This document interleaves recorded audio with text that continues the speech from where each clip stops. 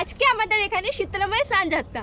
তো আমরা ফটাফট রেডি হয়ে বেরিয়ে পড়েছি শীতলা মায়ের স্নানযাত্রা দেখতে। তো চলো যাওয়া যাক। যেতে যেতে দেখলাম পাড়ার রাস্তা পুরো ফাঁকা, তার কারণ সব ভিড় মেন রোডে হয়ে গেছে লক্ষ লক্ষ মানুষের। আর রাস্তায় এত ভিড় হওয়ার কারণ হলো রাস্তার দুই ধারে বিভিন্ন ধরনের খাবারের স্টল আছে, যেখানে সম্পূর্ণ বিনামূল্যে খাবার পরিবেশন করা হয়। এতক্ষণ তোমরা যা দেখছো সেইগুলি এক একটা বিশাল শোভাযাত্রা, যা মাকে স্নান করাবার সময় নিয়ে যাওয়া হয়। শীতলা মায়ের স্নান আমাদের হাওড়াবাসীর কাছে একটি আবেগ। শোভাযাত্রা দেখতে দেখতে ছোট্ট এক সাবস্ক্রাইবারের সাথে দেখা হয়।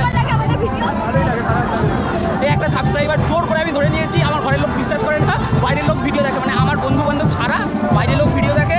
এই আজকে আমি সেটা উপলব্ধি করলাম আমার ঘরের লোককে।